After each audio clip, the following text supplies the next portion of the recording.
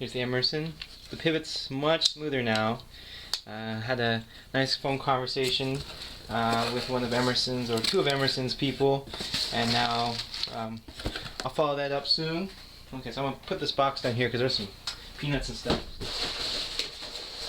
Yeah. Wow, Tuff really packages it. I mean, even more peanuts. It's like, dang, man, you worry too much.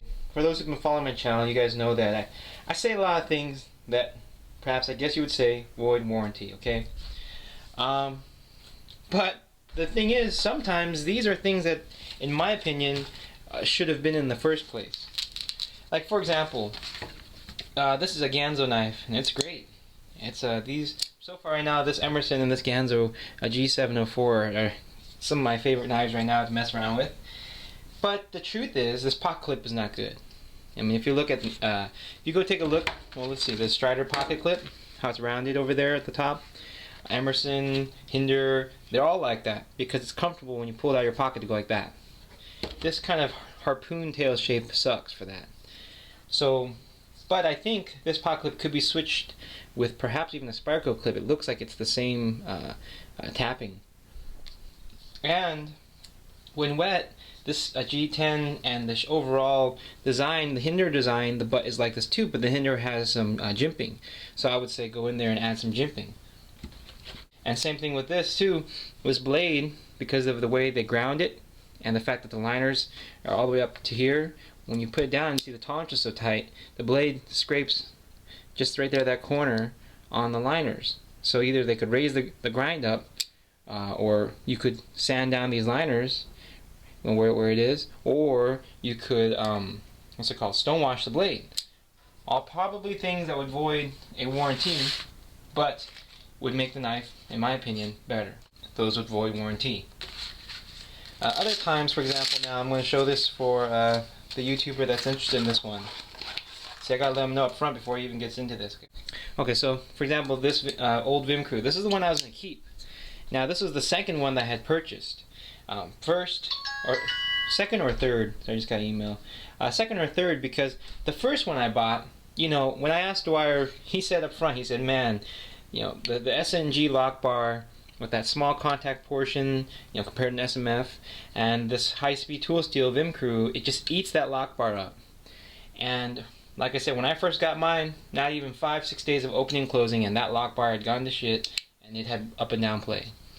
So for me, I feel that, you know what, they should have said that. They should have said, when you get this knife, that is one of the things to consider. Like, they should have tested it, evaluated it, and perhaps they should have carbonized that lock bar and polished this blade tang.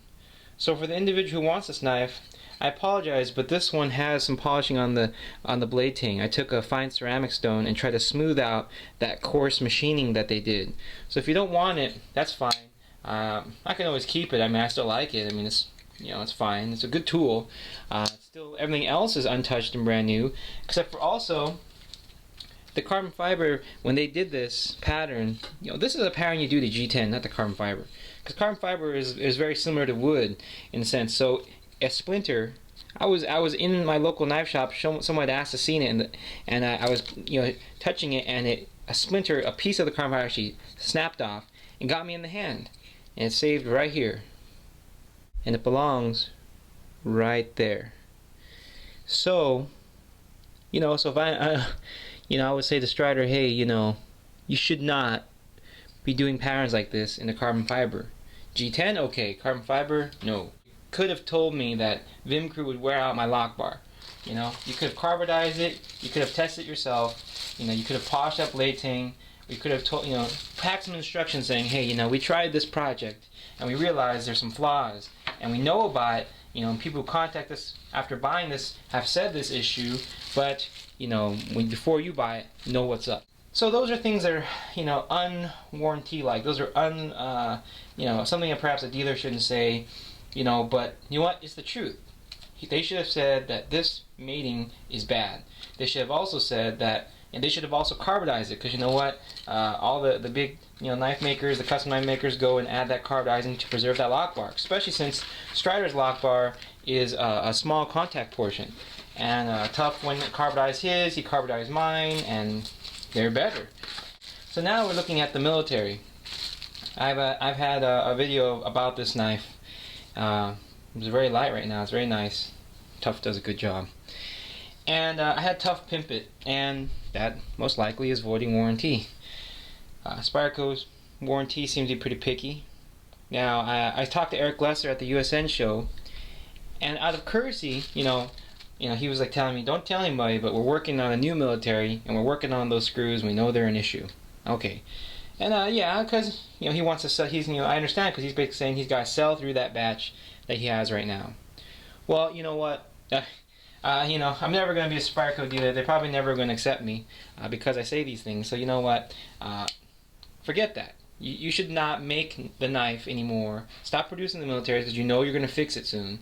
And sell your other knives, produce your other knives, and hurry up, fix the military, and then just release the new one, and save us all the money and time instead of having us, basically waste our money on a model that you think is inferior.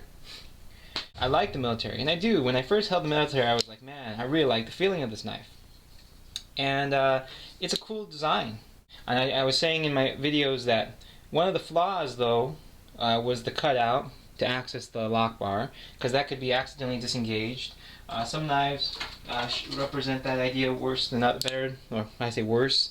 Like this, perhaps you can catch it when you're using it. The Emerson, not so bad, because the Emerson here is like it's not really like, well, it's kind of, how you say, fat, so you don't really grab on this, and it's kind of somewhat recessed in. But if you look at all tactical knives, Hinders, Warren Thomas, Striders, they don't have cutouts. They'll kind of cave in this part where that area is, so you can get your finger in there, but they won't put an actual formal cutout. Or if on an Emerson there's a formal cutout, it's like this, where it doesn't really. So Spyderco's, the military always kind of had that issue. And the next thing was the screws. Now screws, people have been saying that, well, you can send it into Spyderco and they will replace the screws for you. And I'd always said before, if you really like a knife, you'll figure out a way to make it work. So now we're looking at this military, and it's that same story. I had seen a video, someone requested that Solo modify his Spyderco Military and remove that cutout.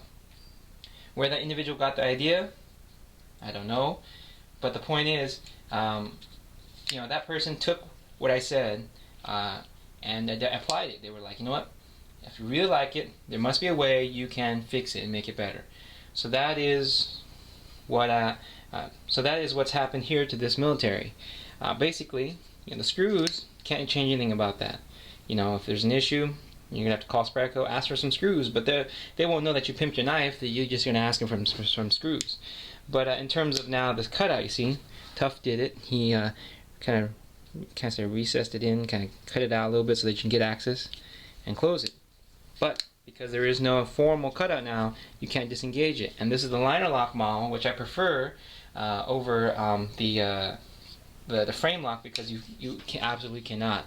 Plus, this is a stainless steel lock bar, and it's funny because the frame lock ones will add a stainless steel insert to help it wear, and Spyderco says these are like 420 steels, so that's like basically ball bearing steels, so very stainless and very wear resistant. So a liner lock military is going to last, in essence, kind of better than that frame lock, and the same with the frame locks with the inserts, except this is more simplified. You can't access it. Plus, this is a fail-safe liner, which is pretty awesome. We learned that like that. So this lock bevel is radiused in a way that where it curves back over, so that when there's pressure applied, it will catch that liner from going out. So that is a nice extra touch that, according to the Zula, takes time to do. So this knife is it got a lot of cool features, definitely, in that sense. Now, so I would say this is a really good knife. This is the XHP version. Pretty neat. I mean, I wish I could have asked Tuff to tip up too, so that for people who like tip up, they could do it. But the military always being tipped down, it's fine. Better than having your hand crawl up the handle. You pull it out of your pocket and you're already there. But I mean, overall, you can see this is a prime example of, you have a knife, you really like it. I mean, if you really like it, you can figure something out. There's something that can be done to improve it and make it work. Whether it be stonewashing it, polishing it, perhaps doing different things sometimes I'm going to have to say these ideas may void your warranty. And I wish a lot of knife makers would support that a little bit more.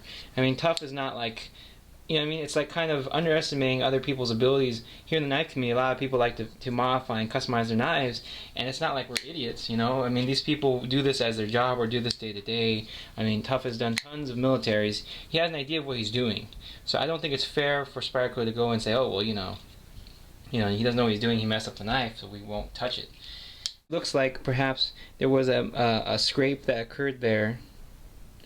Could have came that way from factory, could have came that way from Tough. Could be a variety of reasons, but it is there, you know. So this is a good example of a military that if someone really loves, they could go and do that. If they were aiming to, I guess you could say, make it more tactical, make it more, I guess, what it originally was designed for. Because that's something about Spydercos, I will say, that's always gotten to me, is that they kind of stop at some point. You know, they could go all the way like that UKPK and make that pivot, you know, low maintenance like a Sebenza or the Paramilitary 2, but they don't. They could make, you know, different knives, they don't take them all the way. Some Spydercos, though, are very good, like the Paramilitary 2 and the Sage 2, or Sage 1 even, Sage 3, you know, the Sage series.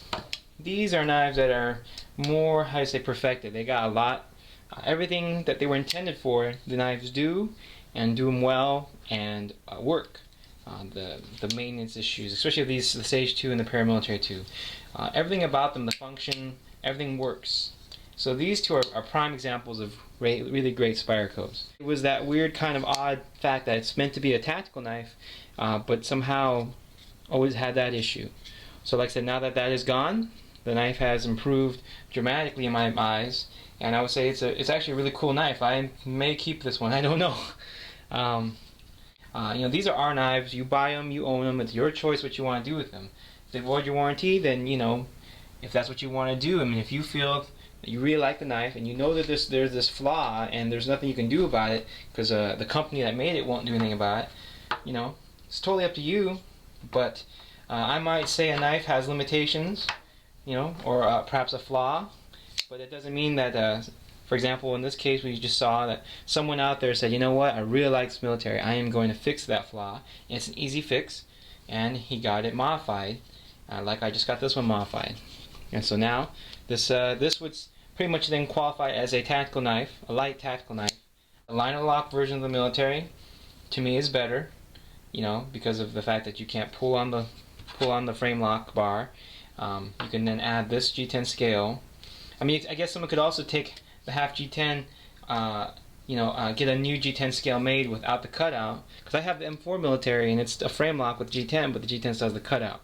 So I mean, someone could get a G10 scale made that would kind of then make that frame lock version work too, and that would be fine. The fact that it's titanium with a steel insert, you know, why not just do it this way? You know, I don't know, just why not just have a liner lock and this is a fail-safe liner? In the end, for me, I think this is a better value, the original standard liner lock military.